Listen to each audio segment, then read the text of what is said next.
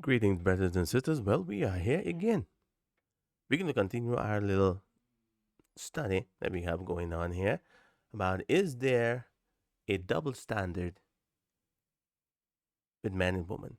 So, our series that we're going through here today is what do women bring to the table? I'm your host, Dwayne Nelson, a proud SDA, Seventh day Adventist, baby. Yay. Without further ado, let's go ahead and like, share, subscribe, and take your time to leave a message. Take your time to leave a comment. Make it happen. What you're going to be learning here today, brothers and sisters, is all recorded in my book that I have on Amazon. If you like that, to get a lot more in-depth explanation of what you're going to be learning here, please go ahead and reach out there.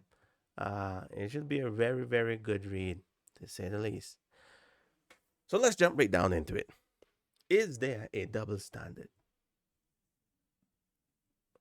The answer to that question is definitely yes. Now, please, if you haven't seen the previous two videos, please stop and go ahead and check those out so you can get a good understanding of what we're going to be talking about here. Because we're building up to something here, brothers and sisters. We're building up to something. So, is there a double standard? And the answer to that question is yes, definitely is a double standard. You know, in the Old Testament, let's go biblically. In the Old Testament, a woman would have actually been stoned to death if she had sleep with another man, like out in the field, but not in the field, but like in the city. If she was in the field, it was different. She would have been spared. But if she was in the city and a guy came and forced himself on her, and she said nothing, if she's in the city, she's gonna holler, she's gonna scream. Someone will come and hear and help. If she didn't say anything, that was ground for stoning. It's ground for stoning. If the man married a woman and went in and to consummate the marriage and found that she wasn't a virgin, stoning. It was it's a definitely a double standard in the Bible. You say, well, why is that? Why was there such a double standard in the Bible? The man would have get away with stuff saying, and the man wouldn't get away with everything. If a man went and sleep with a married woman, yeah, both of them was going to be stoned. Both of them. And in certain circumstances, things were different, but for the most part, I mean, we can read the Bible. For the most part, you start to see a trend, a trend like they say, the Bible didn't respect woman, and woman wasn't anything in the Bible, and they were just for bearing children, and this and that, and this and that, and the third. Say, okay, we can see that, but here is the kicker. Here's where everyone tend to fail. Well, I know you consider fail if they don't even realize it. Why? That's the question. Why does the Bible depict the woman in such a light, but supposedly such a light? If women wasn't anything, that's what they tell us. So, I don't know about that. I don't know about that. Women wasn't anything. I don't know about that.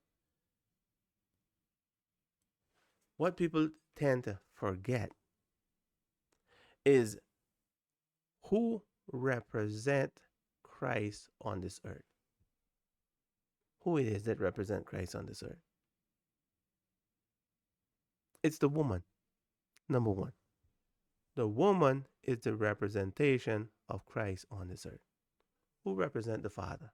It's the man. This is the one thing that we must always bear in mind. There's a reason for these things. And it's not linked to the human race. It is linked to divinity. It's the Father and the Son. The things that we read in the Bible that seem to be so despicable, so horrible, changes when you realize that that woman represents the Son of God. Whatever the Bible says about the woman, that is what it is saying about Christ. The woman is a representation. She stands in the place of. Whatever happened to the woman, it is for a uh, example that we might understand. Let's stop and think about this. When a man had to sacrifice, had to offer sacrifice, right? When a man sin or his family sin, the man had to go and offer sacrifice for himself and his family. Now, everyone wasn't offering things for themselves. It was the man.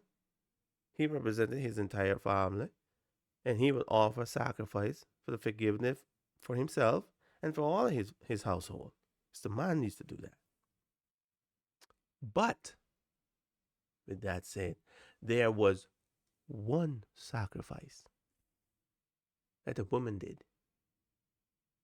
And only she could do that sacrifice. What was it? See, we tend to forget about these things, or we doesn't even notice these things. Because today we look at everything in an unfavorable light. When the woman had her menstruation, she had to offer a sacrifice for that. This is separate from the sacrifice that the man offered for his family. This one sacrifice, every month she had to offer a dove. Every month.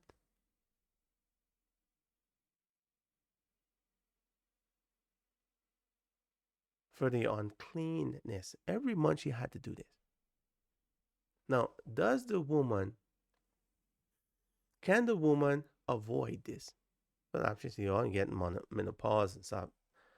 It's different, but all through her life, until that happened, every month she has to go and offer, um, as long as she's in child rearing capability, she has to offer this lamb as a sin offering. What's the sin offering? I even forget what it is. But she had to offer this sacrifice. Now, the sacrifice that the man offered, the man had to kill the sacrifice and give it to the priest. But the sacrifice that the woman offered, she did not kill that sacrifice. She gave it to the priest, and the priest killed the sacrifice and offered it. Yeah. And people doesn't even realize what that is actually saying. Why? Because they disconnect Christ from the woman. They disconnect humanity from divinity. And the Trinity has done this. That's why it's so confusing and no one can understand anything. They have disconnect humanity from divinity and don't know that the reason why humanity exists was because divinity existed. The creator is Christ. Who is the creator in the human family? It's the woman. Does the woman create by herself? No. The man creates everything through the woman. Does Christ create by himself? No. The Father created everything through Christ. It's the exact same thing. And we lose focus on this and think that, okay, we're talking about woman, oh, this is so bad and this, and they don't realize. Now, if there was to see things in its true light, in its true import, And notice that the woman represents Christ. And whatever the Bible says about the woman, that is what it's saying about the Son of God. See, it's hard to look at it in an unfavorable light when you see it that way. But the Trinity has disconnected humanity from divinity. So you only see humanity by itself. And you see all of this thing that's taking place. Oh, that's so horrible. And they do this. No, brothers and sisters. This sin business is not a pretty thing. The woman had to offer forgiveness, offer a sacrifice for a something that she had no control over. And Christ had to do the same thing. Christ became sin. That's what the Bible says. He became sin. He was sin. Just like how you're sin and I'm sin. Christ was sin. And Christ had to die. And the Father had to make an atonement. What is an atonement? The same thing the woman had to do. She had to make an atonement as well. But she didn't kill the lamb. Why? Because she did not commit a sin. This is something that happened to her. Just like how Christ did not commit a sin. It is something that happened to him. When we disconnect the woman from Christ, this is where the problem starts. And this is what the Trinity facilitates. It disconnects the woman from Christ. It disconnects the man from the Father. And it looks at them as entity separated and distinct and alone. And then it tells me, look, this is what the Bible says about the woman. This is what the Bible says about the man, and this and that and this and that. And then you start to look at, well, that's very horrible how the Bible is speaking about the woman. But when we realize that no, the Bible is saying that about Christ, that's who it's referring to. It's referring to the Son of God. That's what it's saying about Christ. Then you start to look at it. This have to have a different meaning. What does it mean? This is what, when you look at it this way, then you start to see meaning behind these things. And you remove the woman and you remove the man. You see, you can't do that being a Trinitarian. You can't do that being a Trinitarian because Trinity states that these things has to be this way. When the Bible says this about the woman, it is speaking about the woman.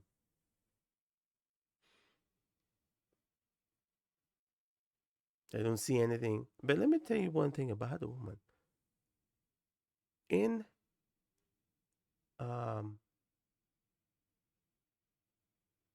the genealogy of of Christ, and go through those genealogies, you have this one had a son, and it came. Get Adam, and you got Seth. You have, and you keep going down the line until you get to Christ, right? And this is where the genealogies is important. When you start to look at these genealogies, it's very easy to get caught up in names and stuff and miss a whole lot of stuff. But picture this. All of the men were sons of their fathers. And they could skip,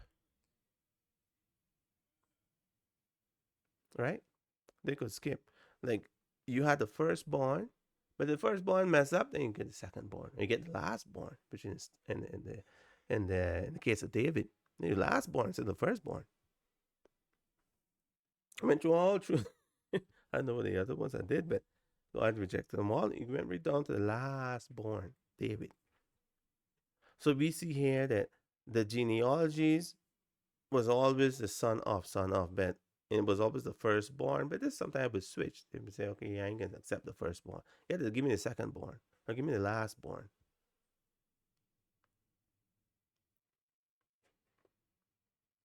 But it wasn't so with the women. It wasn't so with the women. When the Bible mentioned these women, you start to see, wow. When God called a woman, it was that woman. And that was the woman it was supposed to come by. He didn't jump. Now, all this is a lot better explained in the book, the whole chapter on this. But this double standard, the woman is the one that's really on top. The woman is the one that's really on top. But let's look at the man now.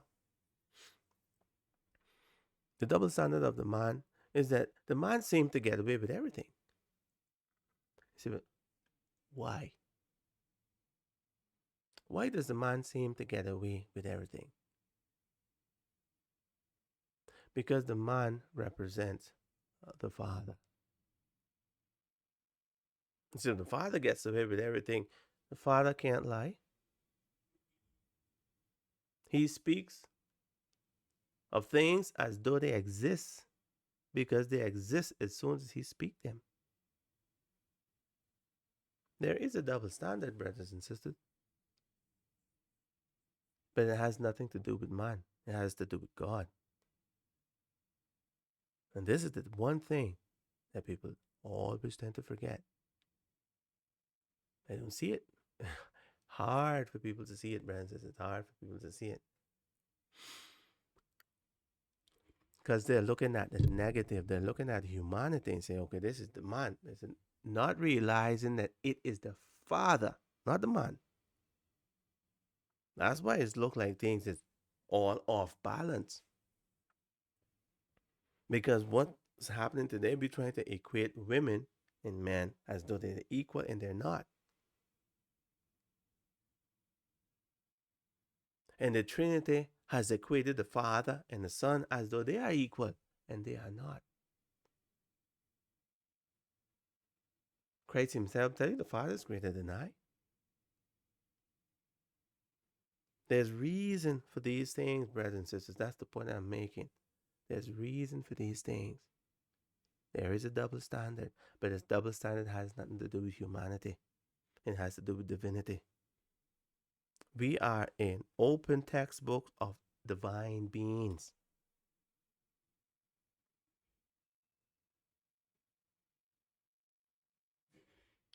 That's why the Bible said that we are spectacle, not only to the human race, but to unfallen beings. Now, just stop and think about what in the world, what kind of spectacle would we be to angelic beings, to the unfallen world? What kind of spectacle? What are they looking at us? Say, boy, this person is so good. What? No, brothers and sisters. We were created like God. We were created like His image and like His um, likeness. We look like God and we acted like God up until the point we sin. When we sin, we lost something. And it wasn't the likeness, it was the image. And this is what the Bible says when Christ comes back, He's going to recreate the image, not the likeness.